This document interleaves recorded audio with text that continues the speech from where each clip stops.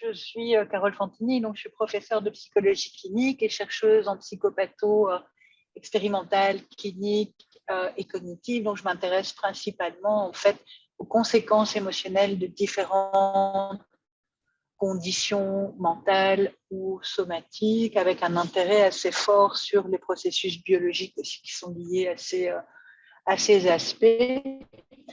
Et ce projet, alors je vais peut-être juste le resituer en fait. Donc, comme vous l'avez compris, c'est un projet qui a été financé par la Fondation Maladies Rares et qui a porté en fait sur 3 maladies rares, dont le syndrome de Neil-Patella. Et en fait, pourquoi on s'est engagé en fait dans ce type de projet? Eh bien, parce que on trouve quand même dommage qu'il y ait très très peu de recherches sur les pathologies rares, justement parce qu'il y a moins de personnes concernées par ces maladies, puisqu'elles sont rares. Et ce qu'il faut savoir, c'est que la recherche, en fait, nous impose méthodologiquement d'avoir des populations assez importantes. Mais voilà, on a décidé que ça nous gênait en tant que clinicien de laisser de côté, en fait, tout un pan de la recherche clinique qui pouvait être fort utile pour les patients. Et donc, c'est comme ça qu'on s'est lancé dans ce projet et qu'on l'avait soumis auprès de la Fondation Maladies Rares. Et c'est comme ça qu'effectivement, nous avons pu recruter Laura, qui a pu mener toutes les interviews avec les différents patients concernés par les différents syndromes. Et donc, évidemment, c'est plutôt une méthodologie qualitative parce que, voilà, c'est difficile d'avoir des pools de participants suffisamment importants pour pouvoir utiliser des statistiques. Et donc, on espère sincèrement pouvoir continuer dans cette direction-là.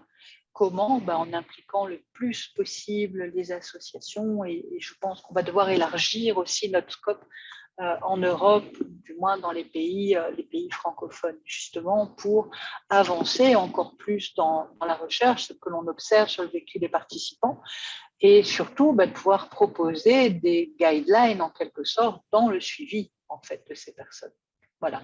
Donc c'était l'esprit en fait qui nous a animés par rapport à ce projet de recherche qui en fait nous tient à cœur, quoi, vraiment, parce que ça fait partie des valeurs qui sont les nôtres et je suis très contente de voir que ces articles qui sortent puissent être utiles aux patients et aux associations de patients.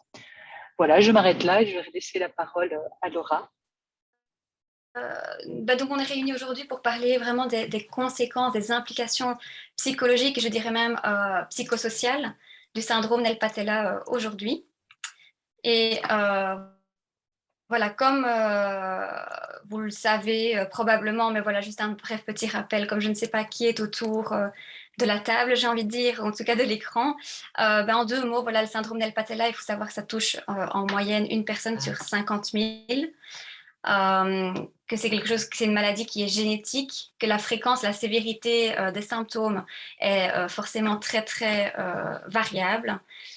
De manière générale, les malformations se trouvent au niveau donc, des ongles, on a des malformations au niveau des coudes, on peut avoir un développement insuffisant donc, au niveau des rotules également, et alors des malformations au niveau des ailes iliaques.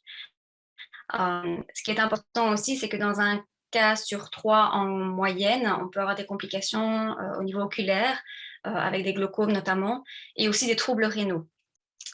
Voilà un bref rappel. Maintenant, au niveau de la littérature, comme Carole l'a expliqué, et j'ai encore regardé récemment, voilà, depuis que notre étude a été réalisée, donc il y a 2 ans maintenant, il n'y a toujours pas d'étude qui a été réalisée au niveau vraiment psychologique et psychosocial concernant le syndrome Neil-Patella. Donc, il y a beaucoup d'études, beaucoup en tout cas, un certain nombre d'études qui ont été réalisées vraiment au niveau de la médecine, mais en psychologie et au niveau psychosocial, il n'y en a toujours pas à ce jour. Alors nous, ce qu'on a d'abord essayé de faire, c'est de regarder un petit peu, qu'est-ce qu'il y a comme études existantes. On a pu trouver différentes études qui parlaient des malformations physiques, en tout cas des maladies qui provoquaient ce genre de malformations physiques, mais les résultats étaient très contradictoires. Donc on a eu des résultats, des études qui ont montré que certaines maladies provoquant des malformations physiques dès la naissance n'attaquaient pas en fait la qualité de vie, ne réduisaient pas la qualité de vie des patients, sauf au niveau du fonctionnement physique. Donc, les participants, effectivement, expliquaient avoir des difficultés à effectuer certaines tâches, mais globalement, la qualité de vie restait identique aux personnes qui n'étaient pas atteintes de malformations physiques. D'un autre côté, on a lu beaucoup d'études également qui ont montré un peu l'inverse, entre guillemets, et qui expliquaient en fait que la qualité de vie justement des personnes avec malformation physique était vraiment amoindrie, était réduite par rapport à celle des personnes qui ne subissaient pas de malformation physique. Ces études-là témoignaient notamment d'un fonctionnement social plus difficile, donc des relations sociales avec les autres personnes moins satisfaisantes, des difficultés au niveau émotionnel, donc une tristesse, vraiment une souffrance psychologique, et aussi une perception de sa propre santé qui était très mauvaise. Donc le sentiment finalement de ne pas être en bonne santé, de ne pas être en bon état physique. Les études s'accordaient plus ou moins sur le fait que la sévérité de la maladie, que la douleur et la fatigue étaient corrélées par contre avec une qualité de vie inférieure, ainsi qu'avec des difficultés des relations sociales. Et alors là où aussi les études sont assez d'accord, c'est que les personnes finalement qui souffrent de malformations physiques ont plus tendance à souffrir à un moment donné dans leur vie de symptômes dépressifs. Alors voilà toutes les recherches qu'on avait pu lire dans la littérature, qui n'étaient donc pas directement liées au syndrome d'El-Patella, mais qui étaient liées à différentes maladies. Mais nous, l'idée, un peu comme Carole l'a expliqué, c'était d'aller plus en profondeur dans le syndrome d'El-Patella. Pourquoi ? Parce que pour nous, à nos yeux, il est quand même particulier. On ne peut pas l'identifier à toute autre maladie qui comporte des conséquences physiques, notamment par l'aspect génétique de la maladie, mais également par le fait d'avoir des potentielles complications au niveau rénal, oculaire, etc. Pour nous, il y avait vraiment tout un champ là qui était à étudier, à analyser également, et qui ne nous permettait pas de tirer des conclusions de par les études qui étaient existantes à ce jour. Alors, l'objectif donc général de l'étude, c'était vraiment de comprendre finalement le vécu des personnes atteintes du syndrome, d'aller finalement creuser dans leur vécu à eux, de comprendre ce qu'ils vivaient au quotidien. Et alors, l'objectif vraiment général, forcément, comme Carole l'a dit également, c'était de proposer des pistes d'intervention qui permettraient d'améliorer le quotidien, peut-être le suivi médical également, toutes les offres qui pouvaient être finalement offertes aux patients dans le quotidien, dans les aides proposées, tenter de trouver quelques pistes d'intervention qu'on pourrait proposer aux professionnels, notamment de santé. Dans ce cadre-là, nous avons donc réalisé une étude qualitative, donc par entretien, et on a eu la chance de s'entretenir longuement avec 9 personnes atteintes du syndrome. Et ces personnes étaient âgées de 21 à 68 ans. Donc, on a quand même un panel assez large, ce qui était intéressant parce que vous allez le voir par la suite. Du coup, on peut voir certaines choses qui sont un peu différentes aussi. C'est vraiment intéressant d'avoir un panel aussi large.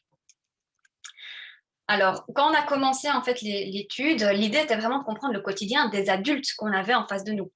Et très vite dans les entretiens, on s'est rendu compte que les patients, les participants expliquaient en fait finalement, pour le moment, tout va bien, mais par contre, durant mon enfance, là, c'était vraiment très difficile. Et directement, ils passaient sur leur enfance.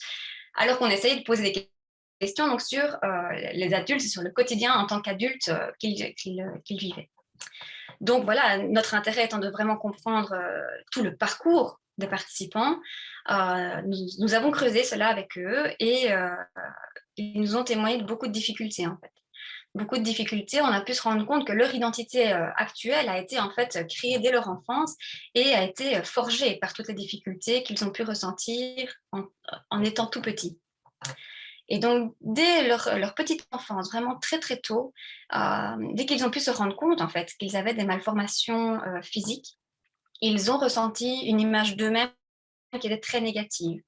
Ils se sont vus complètement différents en fait des autres. Ils avaient, alors pour tous, ils étaient vraiment gênés de leur apparence. J'utilise leur terme. Ils étaient donc gênés. On entend parfois le mot honte. Ils avaient honte d'eux-mêmes, honte de leur corps, honte de leur apparence physique. Donc on a vraiment des mots forts qui sont ressentis.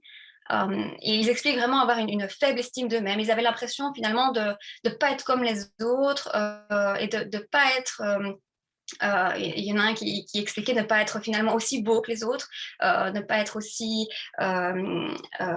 comment dire, que les autres enfants finalement le regardaient un peu bizarrement parce que finalement physiquement il n'était pas comme les autres. Cela a engendré une tristesse très intense durant toute leur enfance et ils en parlent vraiment comme si c'était un ressenti vraiment presque quotidien en tout cas, c'est quelque chose qui les a suivis tout au long de leur enfance. Cette difficulté-là a aussi été accentuée par les difficultés sociales. Donc les participants ont expliqué avoir ressenti très vite un évitement des autres, dans le meilleur des cas, entre guillemets. Donc dans le sens où, dans le meilleur des cas, ils avaient au début des enfants, des autres élèves, par exemple, qui tentaient de les éviter, qui ne leur proposaient pas de participer aux jeux qu'on pouvait faire dans la récréation, etc. Mais très vite, les participants parlent même d'un rejet social. Donc vraiment des enfants qui étaient très isolés, à qui on ne parlait presque pas, qu'on critiquait beaucoup. Donc ils ressentaient vraiment un regard très critique des autres qui les regardaient un peu d'un air moqueur. Et très vite, ils ont subi pour la plupart des insultes et très vite des surnoms péjoratifs. Donc on a des participants qui ont été très touchants parce qu'ils nous ont expliqué avoir des surnoms tels que le boiteux, un autre qui expliquait avoir comme surnom le canard.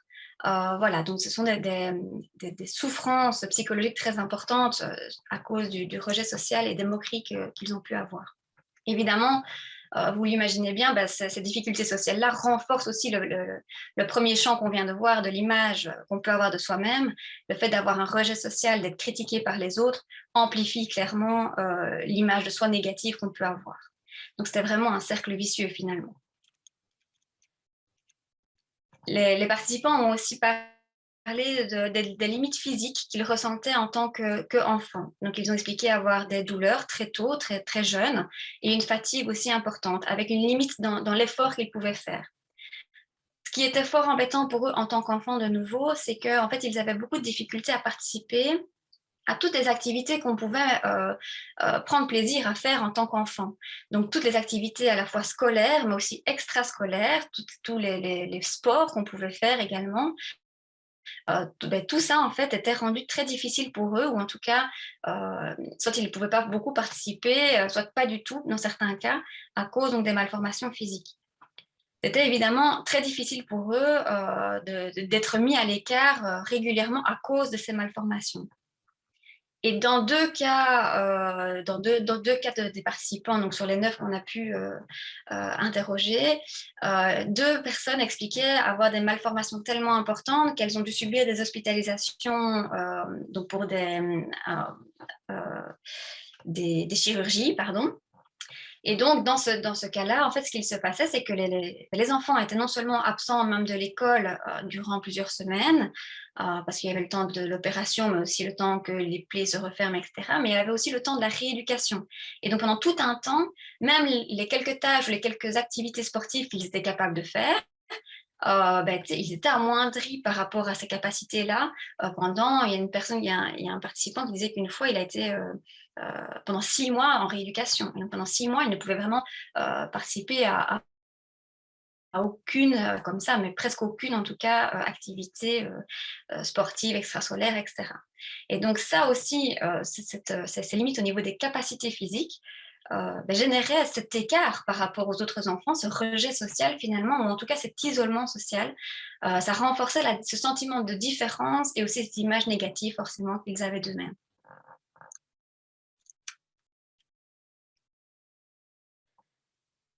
Donc, comme je viens de vous l'expliquer, voilà, les malformations physiques ont engendré les trois difficultés qu'on peut voir ici sur le PowerPoint.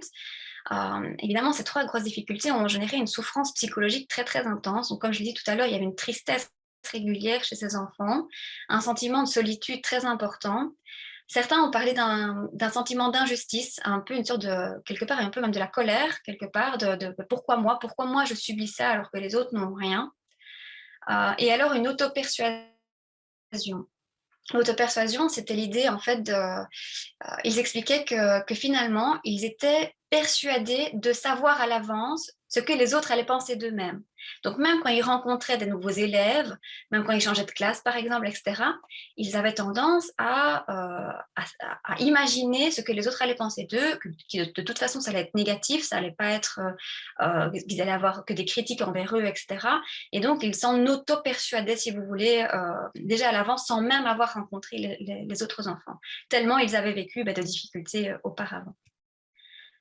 Et par rapport à toutes ces difficultés, à toute cette souffrance psychologique, les enfants, en fait, ont eu tendance à essayer de se protéger. Et pour se protéger, ils ont fait plusieurs choses. D'une part, ils ont évité par eux-mêmes les activités. Donc, les activités où ils savaient qu'ils allaient pouvoir faire un petit peu, mais pas la totalité de l'activité, par exemple, où l'effort allait être trop grand que pour pouvoir tenir toute la longueur de l'activité. Dans ces cas-là, en fait, les enfants, finalement, préféraient directement ne pas participer.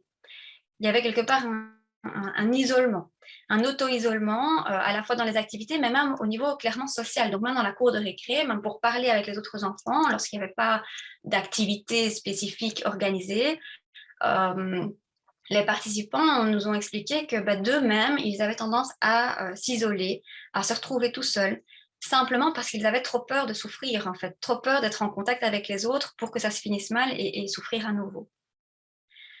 De par toute cette souffrance également, ils ont mis en place une stratégie d'adaptation, on appelle ça, donc de nouveau pour se protéger. Et ils ont naturellement cherché tous les moyens possibles pour dissimuler leur malformation. Donc on a par exemple des participants qui expliquaient mettre les mains dans les poches pour ne pas qu'on voit les malformations au niveau des coudes. Il y a d'autres personnes il y a une dame qui expliquait que très jeune, elle mettait ses doigts aussi, donc ses mains dans ses poches, parce qu'elle ne voulait pas qu'on voit ses ongles qui n'étaient pas comme ceux de tout le monde, et donc elle était très gênée et faisait en sorte qu'on les cache un maximum. Elle arrivait même parfois à mettre des sparadraps sur ses ongles pour faire croire en fait qu'elle s'était blessée, qu'elle avait eu un petit accident, qu'elle s'était blessée en faisant une activité quelconque, plutôt que de devoir avouer montrer en fait les malformations au niveau des ongles et d'avouer éventuellement qu'elle avait en fait une maladie ou un syndrome. Donc voilà un petit peu les difficultés au niveau de l'enfance qui ont pu ressortir de ces entretiens avec ces 9 participants et les stratégies d'adaptation que les enfants ont naturellement mis en place. Alors par la suite, on a pu continuer nos entretiens, donc toujours avec les participants, et aborder finalement leur vie actuelle. Et dans un premier temps, il y avait vraiment le contraste entre l'enfance et l'âge adulte, dans le sens où ils avaient tendance à dire finalement maintenant tout va bien comparé à mon enfance, maintenant je vais très bien. Et donc ils expliquaient que leur image d'eux-mêmes était vraiment meilleure qu'avant parce qu'ils accordaient beaucoup moins d'importance à l'apparence physique actuellement. Qu'à l'âge adulte, finalement, on accorde moins d'importance à tout ça, et donc maintenant on est tout à fait à l'aise avec notre corps. Par rapport au rejet social, ils nous ont expliqué avoir beaucoup moins de critiques. Finalement, à l'âge adulte, les gens sont quand même plus tolérants, font moins attention à tout ça, et que donc ils subissent moins de regards critiques ou même de rejet social. Aussi, ils expliquaient avoir accordé beaucoup moins d'importance finalement au regard des autres et à ce que les autres pouvaient penser. Enfin, par rapport aux limites des capacités physiques, là aussi, dans un premier temps toujours, nos participants expliquaient avoir finalement su s'adapter. Ils ont adapté leurs mouvements pour réduire la douleur et donc pour pouvoir malgré tout faire les tâches nécessaires à leur quotidien sans trop souffrir. Ils ont été un peu ingénieux en essayant d'utiliser des aides externes. Donc, il y a un monsieur qui expliquait que pour se relever, il utilisait d'abord un tabouret pour s'appuyer dessus pour pouvoir se relever plus facilement. Je pense à un autre participant qui expliquait que pour jardiner, il avait acheté des outils qui nécessitaient pas qu'il s'abaisse, par exemple, pour ramasser les mauvaises herbes, etc. Il pouvait rester debout et avec une grande pince et un outil assez long, il pouvait en fait effectuer son jardinage sans devoir se mettre à quatre pattes et avoir du mal à se relever ou à souffrir. Donc voilà, apparemment, il y a beaucoup de choses qui ont été mises en place et qui montrent cet aspect un peu ingénieux et un peu recherche d'astuces pour voilà, malgré tout, faire les tâches nécessaires au quotidien et finalement, ne pas se limiter dans tout. Ils ont aussi expliqué que finalement avoir une diminution dans l'exigence personnelle, donc à finalement accepter qu'il y a certaines choses qu'ils n'arrivent plus à faire, qu'ils ne se sentent plus capables de faire parce qu'ils ont trop mal, parce qu'ils sont trop fatigués. Et donc, que finalement, ça leur permettait de vivre plus ou moins voilà, assez bien et être bien dans leur peau et dans leur vie. Ça, c'était vraiment une bonne partie, quelque part, de l'entretien. Mais alors, ce qui nous a un peu interpellés, Carole et moi, ainsi que le professeur Pascal Antoine, qui travaillait aussi avec nous sur ces entretiens, c'était en fait le fait que lorsque les participants parlaient de leurs difficultés durant l'enfance, ils parlaient donc au passé, forcément, les verbes étaient conjugués au passé, mais à différents moments, ils revenaient au présent. Donc, par exemple, ils disaient, ah ben oui, quand j'étais enfant, je me sentais très différent. C'est vrai, je me sens différent. D'un côté, ils parlaient au passé, et puis tout d'un coup, le verbe était transformé au présent. Donc là, on s'est dit, bah, tiens, est-ce que finalement, c'est une erreur ou est-ce qu'ils se sentent toujours différents à l'heure actuelle? Et donc, on a continué un petit peu à creuser. On a vraiment fait des entretiens très enrichissants et très, très longs, finalement, avec ces participants. Et au fur et à mesure, voilà, les participants ont quand même expliqué que oui, ils accordent moins d'importance à leur image et ils s'acceptent quand même un peu plus que durant l'enfance, mais que malgré tout, le sentiment d'être différent est persistant. Il est toujours là et il les accompagne toujours au quotidien. Ils ont aussi le sentiment d'attrister, de ne pas être considérés comme tout le monde aux yeux des autres. Il y a un participant qui expliquait que souvent il avait l'impression qu'il faisait pitié voilà, par rapport aux autres. Et alors, là, c'était notamment, c'est pour ça que je vous parlais tout à l'heure du panel au niveau de l'âge.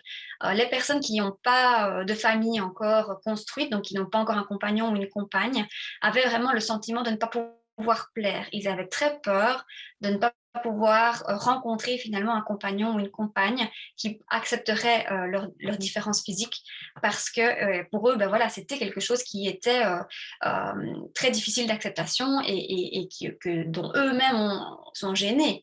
Donc voilà, et ces personnes-là, ce qu'on ne rencontre pas chez les personnes, ou en tout cas moins, chez les personnes qui ont pu créer leur famille, etc., ce sentiment cette envie de plaire ou de séduire a finalement eu moins d'importance, en tout cas dans les entretiens, mais on l'a vraiment très fort ressenti dans les entretiens chez les personnes voilà, qui étaient célibataires ou au tout début d'une relation, par exemple.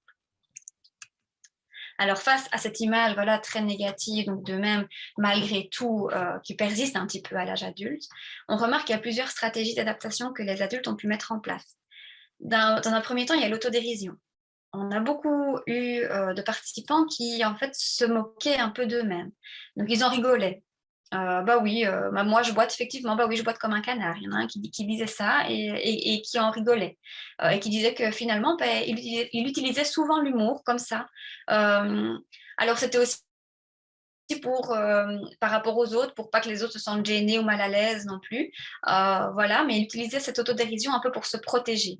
Ils ont continué à cacher leur malformation malgré tout.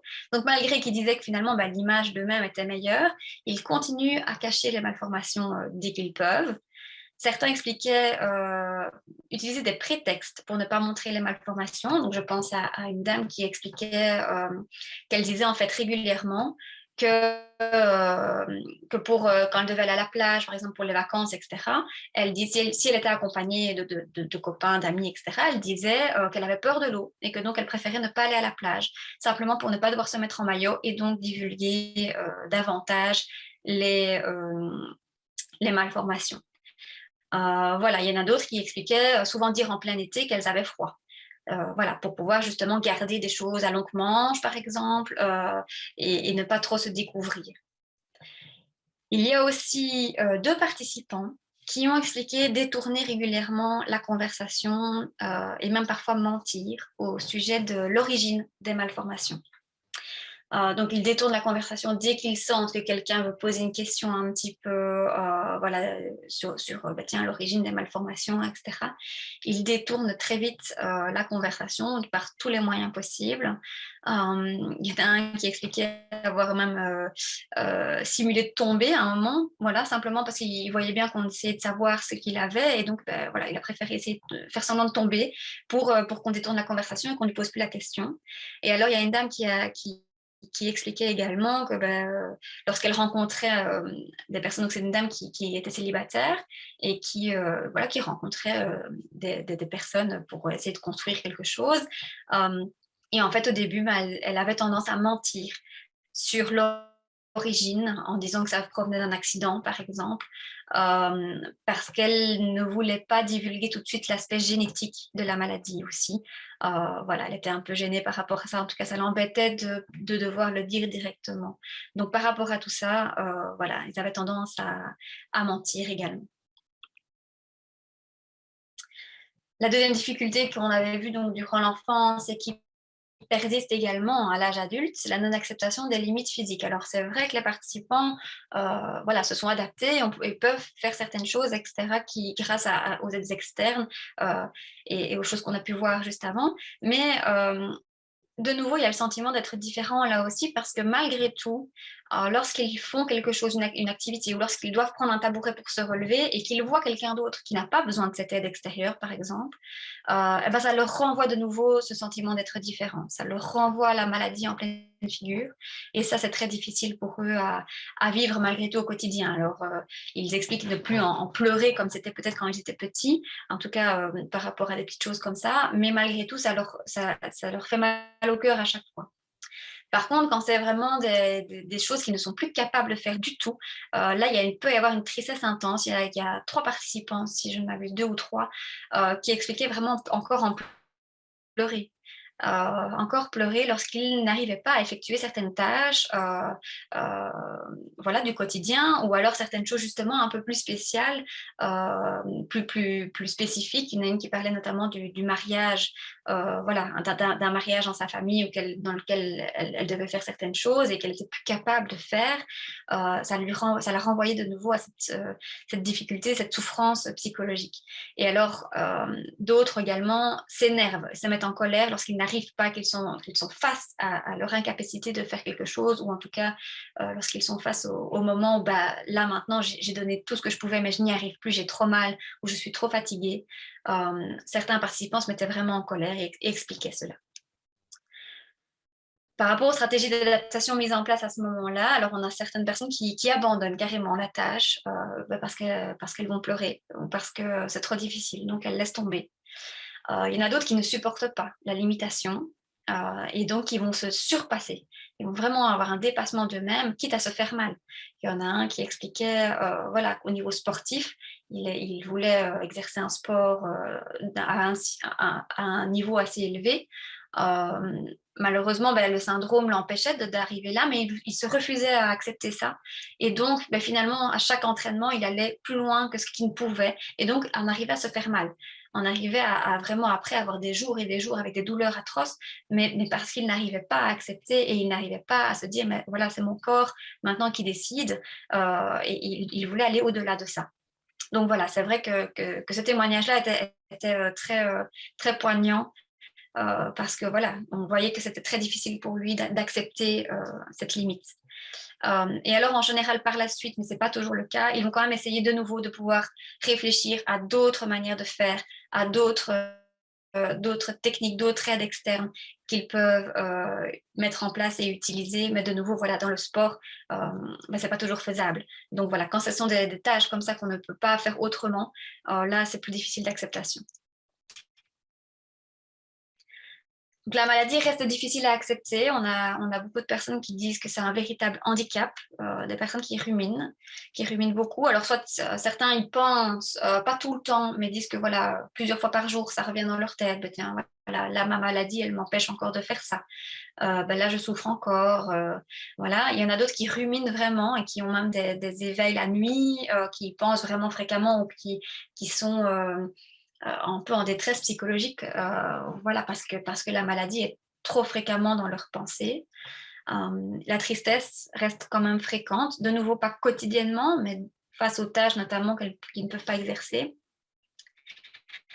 Un sentiment d'incertitude, on va le voir juste après, un sentiment d'injustice qui reste, qui était là durant l'enfance, mais qui continue et qui perdure, et alors un sentiment de fatalité, il revient assez souvent. Par rapport à cette difficulté-là, ils ont aussi réussi à mettre des stratégies d'adaptation.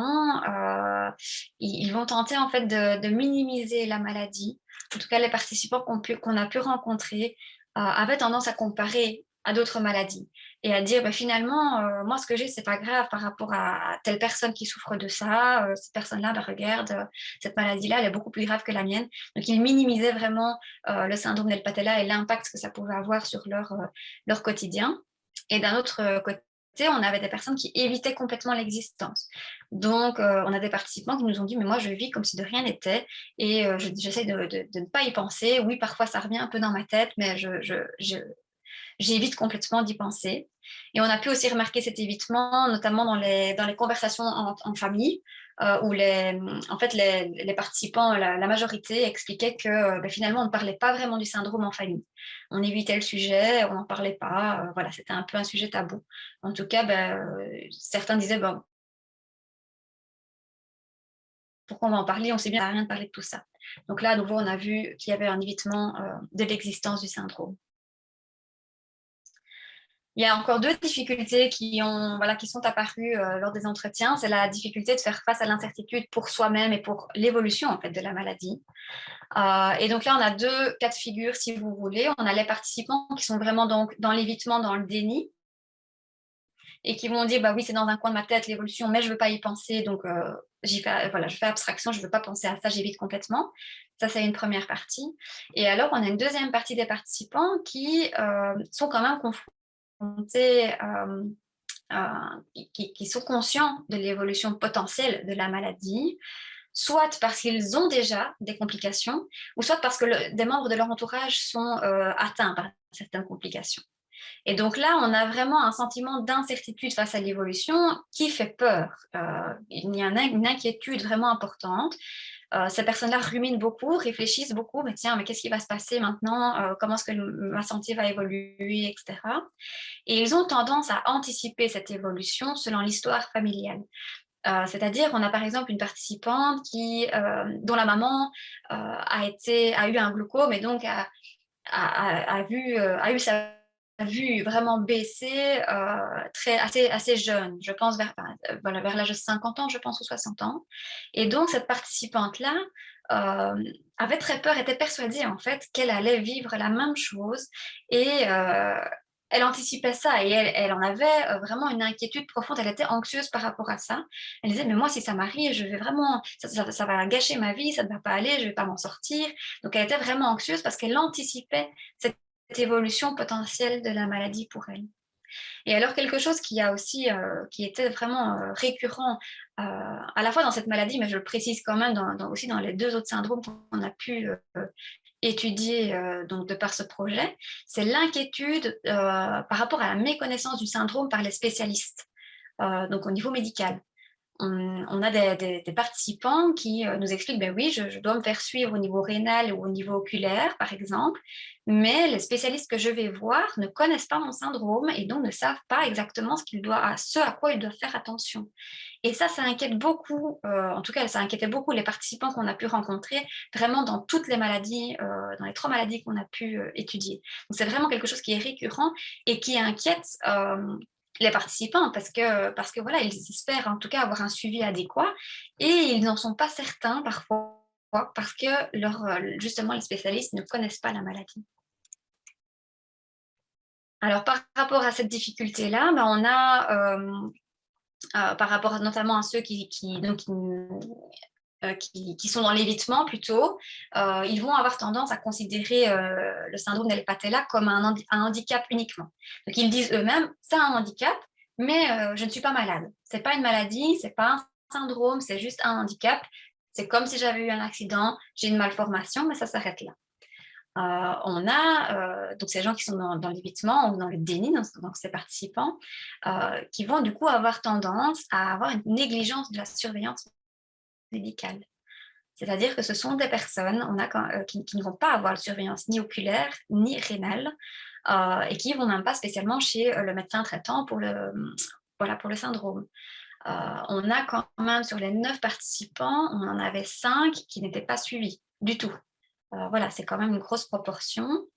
Alors que normalement, voilà, la surveillance demande qu'on aille se faire surveiller régulièrement. Ici, ce sont des personnes qui n'allaient pas du tout. Ce qu'on a pu remarquer, c'est que les personnes qui ont une surveillance, en fait, il n'y a qu'un participant sur les 9 qui se fait surveiller de manière préventive à la fois pour les reins et pour les yeux. Il n'y en a que 1 sur les 9. Donc, il y en a 5 qui ne sont pas du tout suivis. Et les autres sont en fait suivis soit pour le niveau rénal, soit pour le niveau oculaire, mais parce qu'ils ont déjà eu des complications. Et c'est parce qu'ils ont eu une complication qu'ils ont été suivis et qu'ils continuent à être suivis. Donc voilà, je trouve que ces chiffres-là sont quand même intéressants d'être révélés aujourd'hui. Et donc voilà, on a certaines personnes qui ont quand même un suivi adéquat, mais je vous le dis, c'était une personne sur les 9, en tout cas 9 participants qu'on a pu avoir en entretien. Le dernier point que je voulais aborder ici aujourd'hui, c'est dans les difficultés persistantes, c'est l'incertitude par rapport aux enfants, par rapport justement voilà, à la progéniture. On a de nouveau là deux champs. On a les futurs parents, ou en tout cas les parents, les personnes qui n'ont pas encore d'enfants et qui ont un projet d'enfant, qui ont vraiment beaucoup de questions. Par rapport justement au risque de transmission, quel pourcentage de risque, comment ça peut se passer, est-ce que la maladie peut être pire que ce que moi j'ai, voilà un petit peu ce genre de questions. Et ils ont très peur de transmettre voilà, le syndrome évidemment. Et pour les parents qui ont déjà des enfants, ils ont une anticipation des conséquences. Donc, c'est-à-dire qu'ils vont être très prudents. Ils vont parfois aller voir les professeurs pour expliquer un petit peu, tiens, voilà le syndrome, parce qu'ils ont peur que leur enfant vive en fait ce qu'ils ont vécu. Donc, ils anticipent déjà à l'avance certaines conséquences, en tout cas, de la maladie. Ils ont un sentiment de fatalité de nouveau, beaucoup de tristesse quand les enfants sont atteints. Certains, avec un endivitement indéniable, disaient « mais moi, je ne veux pas penser à ça. Pour le moment, mes enfants sont jeunes, ils ont l'air de le vivre plus ou moins bien. On verra plus tard quand les enfants seront plus dans la comparaison de soi aux autres, etc. Mais je ne veux pas y penser. » Ça, on a eu aussi beaucoup d'inquiétudes. Et alors, pour certains, de la culpabilité d'avoir transmis la mutation génétique. De nouveau, par rapport à ça, il y en a beaucoup qui sont dans la recherche d'informations complètes, constantes, qui sont dans l'évitement, comme je l'ai dit tout à l'heure, l'anticipation de nouveau, et alors la minimisation. Donc, ce n'est qu'un handicap, mais non, on sait qu'un handicap, voilà, ça ira, on ne va pas penser à ça maintenant, je suis sûre que ça va aller, ce n'est qu'un handicap. Voilà, on a beaucoup de personnes qui étaient là-dedans parce qu'ils c'était trop difficile pour eux d'anticiper, d'évoquer les difficultés que leurs enfants pourraient subir. Alors qu'est-ce qui peut finalement être mis en place pour les enfants, voilà, nous on a un petit peu réfléchi et dans l'article qu'on a pu soumettre, on a parlé de l'aide à l'acceptation au niveau psychologique des malformations physiques. C'est important de pouvoir travailler avec les enfants sur l'acceptation de soi, ça se travaille et c'est vraiment une aide qui peut être importante. Un soutien face au rejet social, parce que parfois avoir quelqu'un d'externe, ça peut être important pour les enfants. Qui n'ont pas toujours envie de parler de ça à leurs parents, à leurs proches. C'est pas toujours évident de parler de tout ça parce qu'on ne veut pas blesser nos parents, on ne veut pas leur faire peur. Donc voilà, avoir quelqu'un d'externe, et pourquoi pas un psychologue, mais ça peut être quelqu'un d'autre, ça peut être vraiment, c'est vraiment multidisciplinaire.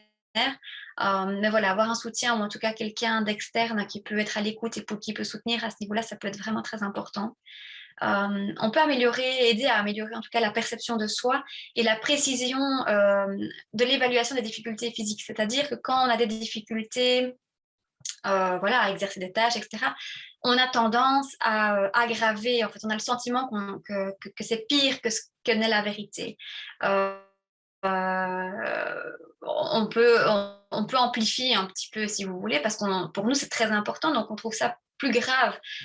Et en fait, parfois, on peut se rendre compte, non, en fait, j'arrive quand même à faire la tâche à moitié ou à 3/4. Mais nous, on va rester sur l'idée que, non, j'arrive pas à faire la tâche. Vous voyez, donc c'est un peu l'idée d'aider les enfants à leur montrer qu'ils sont capables de faire des choses. Alors, ils ne sont peut-être pas capables de faire toute la chose, ils ne sont peut-être pas capables de faire tout comme tout le monde, mais ils peuvent trouver des astuces pour essayer de participer à des choses, ils peuvent se rendre compte de quoi ils sont capables. Et donc ça, c'est vraiment important de focaliser finalement sur quelque chose de positif, sur les compétences qu'ils ont.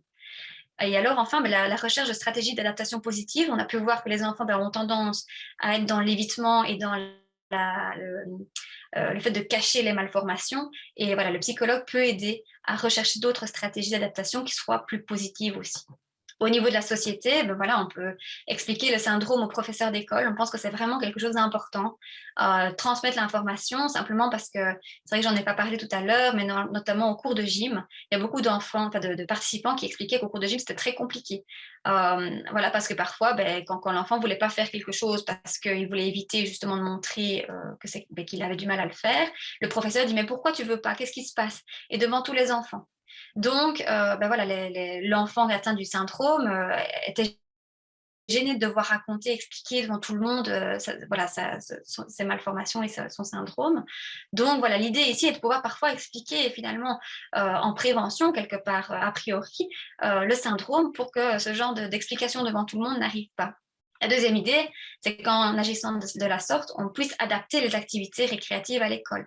C'est vraiment important pour les enfants, dans la construction d'eux-mêmes et dans la confiance qu'on peut avoir en soi. Pour développer notre confiance en soi, il faut que les enfants puissent réussir des activités, puissent participer au niveau social. Et donc là, vraiment adapter les activités pour qu'ils puissent y participer et qu'ils puissent les réussir également. C'est vraiment quelque chose qui va être important pour l'image qu'ils auront d'eux-mêmes et aussi évidemment pour les relations sociales. On peut améliorer la connaissance du handicap et des maladies de manière générale chez les enfants, et donc notamment ici du syndrome, donc chez les autres élèves par exemple, parce que ben voilà, ce qu'on ne connaît pas, ben c'est un peu pour les enfants, ils ne le connaissent pas, alors du coup ils trouvent ça bizarre. Mais en fait, il y a des études qui ont montré que plus on explique des choses, plus on leur explique l'origine des choses et ce que ça implique aussi, les difficultés pour l'enfant, plus l'enfant va en fait être compréhensif et il va être moins dans le rejet. Donc il y a vraiment des études qui ont montré cela et ça, on trouve que ça peut être vraiment important à développer également. Et alors la dernière chose à laquelle on a pensé, c'est promouvoir les contacts sociaux avec d'autres jeunes atteints du syndrome, notamment peut-être des contacts internet, etc. Mais vraiment dans voilà, c'est pour des pages internet qui soient vraiment dédiées uniquement aux jeunes. Parce que les jeunes n'osent pas toujours aller sur les pages où leurs parents se trouvent notamment, ou alors des proches, etc. Parce que voilà, s'ils veulent parler de quelque chose, ils n'osent pas le faire parce que les parents peuvent le lire aussi. Donc ça, c'est vrai que c'est une idée, voilà, en tout cas, développer des moyens de communication entre enfants et jeunes adolescents. Au niveau de la médecine, on a pensé qu'informer les parents au niveau des difficultés psychosociales potentielles pour les enfants lors des diagnostics génétiques ou un petit peu par la suite, on pense que c'est quelque chose qui peut être vraiment important de transmettre ce genre d'informations pour que les parents soient quand même conscients des difficultés, peut-être qu'eux n'ont pas vécu en tant qu'enfants finalement, mais que leurs enfants pourraient potentiellement vivre. C'est au moins pour qu'ils soient conscients et alertés de cela. Pour les adultes, on a pensé, voilà, au niveau psychologique, il y a tout ce dont on a parlé pour les enfants est aussi valable pour les adultes, mais on peut aussi les aider à comprendre les stratégies d'évitement qu'ils ont mis en place. Notamment parce que quand on comprend ce qu'on met en place, voilà, on peut essayer d'y travailler et trouver d'autres moyens de faire.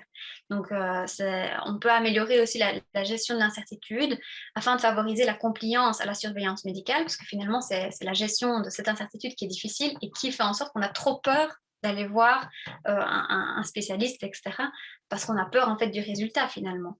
Donc voilà, la gestion de l'incertitude peut vraiment être améliorée et être travaillée. Et alors, on pensait que des aides en groupe, que ce soit des formations, mais surtout des groupes de parole, aussi des groupes de partage, ça pouvait être intéressant d'être mis en place. Pour la société, on a l'information sur l'existence de la maladie et ses implications médicales et psychosociales au grand public. On pense que c'est quelque chose qui peut être vraiment intéressant. Offrir la possibilité de contacts et de conférences, ça je pense que c'est un peu le rôle de l'association aujourd'hui, et c'est vraiment chouette, voilà, et c'est important de pouvoir le mettre en place. Et de nouveau, voilà, le partage, le fait de pouvoir partager non seulement le vécu, mais aussi les bonnes astuces, les bons spécialistes éventuellement. Voilà, c'est un petit peu un partage de vécu et de bonnes pratiques quelque part qui peut être mis en place par des groupes de parole notamment. Au niveau de la médecine, on pense vraiment que l'information au niveau du protocole de surveillance médicale est importante. On pense que ça se fait déjà, mais ça se fait régulièrement, de manière générale, ça se fait juste après le diagnostic génétique. Et nous, ce qu'on a pu voir, alors là, c'était plus dans d'autres maladies également étudiées, c'est qu'en fait, quand on a le résultat du test génétique, on a tendance à être sous le choc un petit peu, quelque part. Donc, on a plein de choses qui sont dans notre tête. Et donc, en fait, on loupe pas mal d'informations parce que notre cerveau n'est plus capable de tout emmagasiner parce que l'émotionnel, finalement, prend un peu le dessus. Donc, un peu l'idée ici, c'était de dire, OK, on peut en parler le jour du diagnostic génétique, mais on peut aussi le rappeler un peu plus tard.